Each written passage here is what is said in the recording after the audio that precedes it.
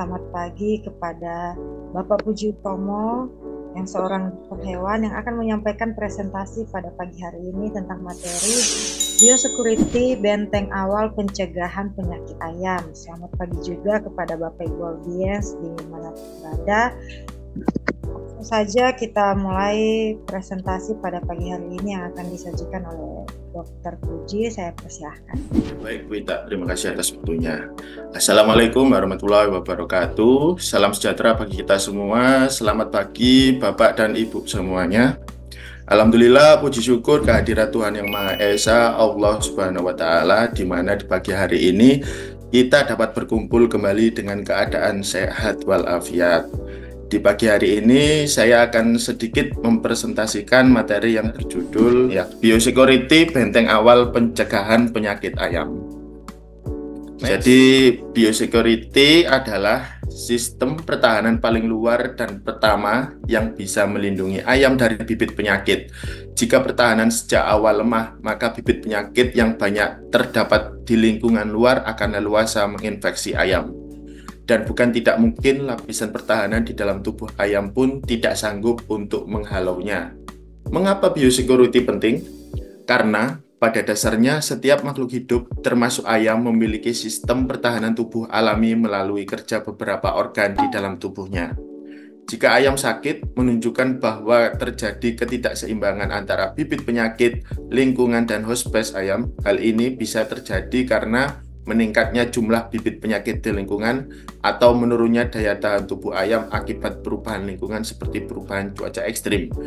Maka, untuk meminimalkan jumlah bibit penyakit dan mencegah ayam terinfeksi peternak, harus bisa menerapkan biosecurity secara optimal sebagai sistem perlindungan dari luar di samping melakukan vaksinasi. Penularan bibit penyakit di sini dibedakan menjadi dua, yaitu penularan secara vertikal dan penularan secara horizontal.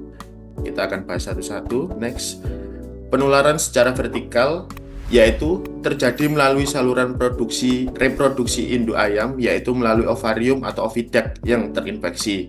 Telur yang menetas kemudian akan menghasilkan DOC yang tercemar virus atau bakteri dan terbawa masuk ke peternakan. Contoh agen penyakit yang ditularkan dari induk ke ayam adalah adenovirus, bakteri Salmonella purnorum, dan Mycoplasma. Penularan secara horizontal ini dibedakan lagi menjadi dua, yaitu ada kontak langsung, masuknya ayam dari luar flock yang membawa agen penyakit atau tertular dari ayam yang sakit, bisa juga dari ayam yang sehat yang baru sembuh dari penyakit tetapi kemudian berperan sebagai pembawa karier agen penyakit. Kontak tidak langsung, terbawa masuk melalui alas kaki dan pakaian tamu atau pegawai kandang yang bergerak dari flock satu ke flock lainnya, terbawa melalui debu, bulu, atau feses yang melekat pada peralatan dan sarana lainnya. Jadi di sini konsep utama biosecurity dibedakan lagi menjadi tiga, yaitu ada biosecurity konseptual, ada biosecurity struktural, dan ada biosecurity operasional. Untuk yang pertama di sini adalah biosecurity konseptual, yaitu merupakan tingkat pertama dan menjadi dasar dari seluruh program pengendalian penyakit meliputi pemilihan lokasi yang tepat, penentuan jarak dengan pemukiman warga, akses transportasi dan sumber daya alam yang mudah, pembatasan kontak dengan unggas lain yang dapat berperan menekan rantai penularan penyakit. Dalam hal ini di biosecurity konseptual yaitu contohnya jarak antar peternak dengan pemukiman warga minimal 500 meter hingga 1 km. Yang kedua yaitu biosecurity struktural, yaitu adalah tingkat kedua terkait penentuan tata letak dan struktur kandang, pembuatan saluran pembuangan limbah, penyediaan peralatan dekontaminasi, serta pembangunan ruang penyimpanan hingga ruang ganti pakaian. Dalam hal ini biosecurity struktural contohnya yaitu kandang membujur ke arah barat hingga timur sehingga sinar matahari yang masuk ke kandang tidak berlebih dan mencegah stres pada ayam. Dalam hal biosecurity operasional, menurut Food and Agriculture Organization dibedakan menjadi tiga konsep pendukung, yaitu di sini ada isolasi, ada pengaturan lalu lintas, serta ada sanitasi. Untuk yang pertama dalam isolasi yaitu tindakan memisahkan dan melindungi ternak dari bibit penyakit yang berasal dari luar kandang dan luar peternakan seperti tamu asing, hewan liar, ayam sakit, dan lain sebagainya. Dalam hal ini maka dibedakan menjadi 3 zona, yaitu terdapat zona merah. Zona merah yaitu zona kotor batas antar lingkungan luar yang kotor. Terus yang kedua ada zona kuning, yaitu zona transisi antara daerah kotor dan bersih. Kemudian zona hijau, yaitu zona bersih wilayah yang harus terlindungi dari kemungkinan kontaminasi, cemaran, atau penularan penyakit. Untuk yang kedua ada pengaturan lalu lintas, bertujuan untuk menyeleksi agar barang-barang yang masuk ke lingkungan kandang hanyalah barang yang benar-benar diperlukan. Dalam hal pengaturan lalu lintas ini contohnya yaitu DOC, ransum, peralatan yang penting, obat, vaksin pekerja, dan lain sebagainya juga termasuk. Untuk bagian sanitasi merupakan pembersihan dan desinfeksi secara teratur terhadap peralatan maupun pekerja yang keluar masuk kandang. Dalam hal sanitasi ini yaitu contohnya adalah mengganti alas kaki khusus untuk ke kandang, menggunakan baju khusus untuk bekerja di kandang, dan lain-lain. Dalam hal ini Biosecurity PT Swadesi Chandra Sentosa mempunyai desinfektor, yaitu ya ini untuk cocok dalam hal biosecurity, mampu menghambat serta membunuh virus dan bakteri salah satunya. Dan yang kedua adalah ampuh dan aman untuk desinfeksi kandang, lingkungan, dan peralatan. Jadi memang desinfektor ini ya cocok dalam hal biosecurity, terutama dalam banyak hal seperti itu. Terima kasih. Presentasi yang sudah saya sampaikan pada pagi hari ini, saya kembalikan lagi ke Bu Ita selaku moderator. Ya, terima kasih kepada Dr. Puji atas materi yang telah disampaikannya tentang biosecurity. Mungkin kita sudah sering mendengarnya, karena ini merupakan hal penting kalau misalnya mau membuka sebuah peternakan. Tapi mungkin di antara Bapak Ibu masih ada nih yang penasaran tentang materi yang disampaikan Dr. Puji. Saya buka ruang untuk bertanya. Nanti boleh langsung dijawab. Ada yang mau bertanya, Bapak? Saya mau bertanya, Bu. Ya, silakan, Bu Oriza. Ya, selamat pagi. Sebelumnya terima kasih untuk materi dari yang sudah dipresentasikan oleh Pak Puji. Saya Orisa dari Cirebon. Untuk tadi ada pernyataan itu seharusnya didesinfeksi. Terus yang ingin saya tanyakan itu apakah lingkungan dengan kelembapan yang tinggi itu akan aman jika didesinfeksi yang akan disemprot secara rutin? Terima kasih. Ya baik, terima kasih Mbak Oriza atas pertanyaannya. Saya bantu menjawab ya sedikit info yang memang saya ketahui bahwa frekuensi penyemprotan ya terutama spray itu yang saya tahu dilakukan 2 kali setiap minggu, bahkan frekuensi bisa ditingkatkan jika ada kasus penyakit dengan catatan mempertahankan teknik dan waktu spray kandang. Jadi memang ada teknik dan waktu spray kandang yang memang cocok dan efisien di saat ini ya kelembapan tinggi.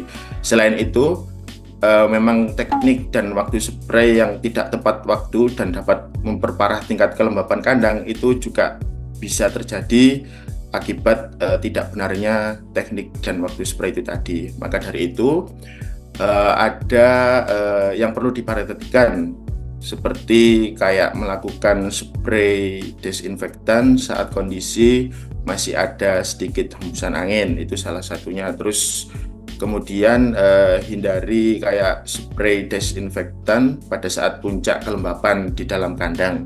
Biasanya itu terjadi saat malam atau di pagi hari, itu juga bisa salah satunya. Terus yang saya tahu lagi itu kayak hindari spray desinfektan pada saat hujan ya, pada saat hujan atau kondisi dengan kelembapan meningkat seperti itu. Terus mungkin kalau yang di closed house itu melakukan spray desinfektannya itu dilakukan dari area depan ya, jadi dari area depan inlet ke area outlet agar mengikuti arah aliran udara. Seperti itu sih Mbak Riza. Ya baik, terima kasih untuk penjelasannya Mas. Ya sama-sama Mbak Riza. Terima kasih Bu Riza atas pertanyaannya. Bapak Ibu masih ada yang mau bertanya lagi? Ya, persilahkan. Saya Mbak. Silahkan Bapak Makmur. Terima kasih Pak Puji. Pak Puji, saya mau tanya dikit, kalau misalnya seperti kasus-kasus untuk di ayam-ayam muda ya, terutama ayam pulet ya, DOC lah. Nah, itu desinfeksi itu sebaiknya bagaimana? Karena kan masih mempergunakan liter segala macam pulet. Itu sebaiknya dilakukannya dengan cara bagaimana? Itu aja, terima kasih. Iya Pak, jadi kan memang kalau desinfektan itu kan ada berbagai jenis itu Pak ya, ada berbagai jenis kandungan. Ada yang memang digunakan yang memang kandungannya itu cocok buat ini ya alat mati, terutama kayak alat-alat di kandang, kendaraan dan lain sebagainya. Dan memang ada juga yang digunakan aman buat seperti ini, kayak misal ada desinfektan khusus buat air minum, terus desinfektan buat ini aman buat pas ada ayamnya gitu, atau buat gunakan untuk DOC atau buat pulet gitu, dan untuk liter dan lain sebagainya itu juga aman. Jadi mungkin penggunaan dari desinfektan itu juga memang harus dibedakan gitu ya. Jadi ada yang memang desinfektan yang khusus buat isi kandang, dalam artian ada ayam, ada DOC. Ada yang memang khusus dan desinfektan yang nggak bisa dibuat isi kandang, dalam artian ada isinya kayak ada DOC atau puletnya. Jadi dibedakan antara desinfektan tersebut, seperti itu Pak Makmur kalau menurut saya. Jadi pada saat desinfeksi ada ayamnya itu sebaiknya kondisinya bagaimana? Karena kan kita tahu kalau misalnya terlalu banyak, mungkin nyambung dari yang tadi Mbak Orisa tanya ya, kalau misalnya pada saat ada liter itu kan kelembapan itu agak cukup tinggi. Nah, itu kan resiko misalnya ke koksi ataupun ke yang lainnya gitu. Itu bagaimana? Kalau sebaiknya desinfeksinya hanya pengkabutan saja atau spray ke liter, atau cuma di udara aja pengkabutan?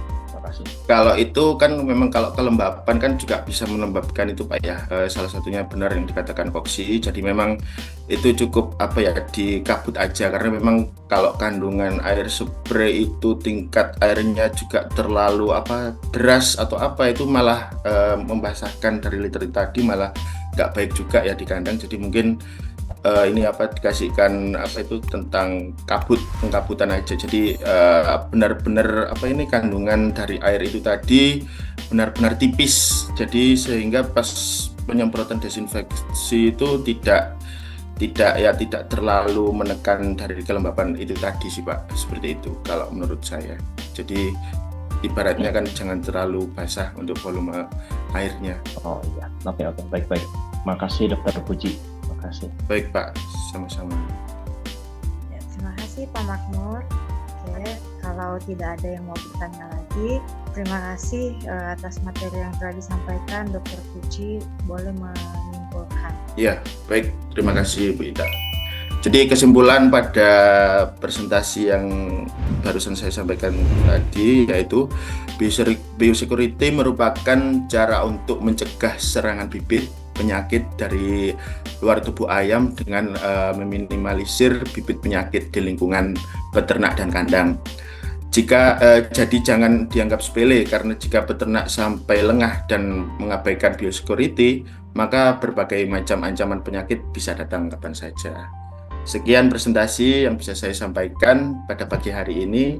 Kurang lebihnya saya mohon maaf jika ada salah kata yang terucap. Atas perhatiannya saya ucapkan terima kasih. Wassalamualaikum warahmatullahi wabarakatuh. Selamat pagi. Atas materi yang disampaikan, semoga dapat membantu Bapak Ibu semuanya di lapangan untuk menjelaskan lebih lagi tentang biosecurity kepada para peternak. Itu saja presentasi pada pagi hari ini. Terima kasih juga kepada Bapak Ibu audiens yang sudah berkenan hadir. Selamat pagi, salam sejahtera bagi kita semua.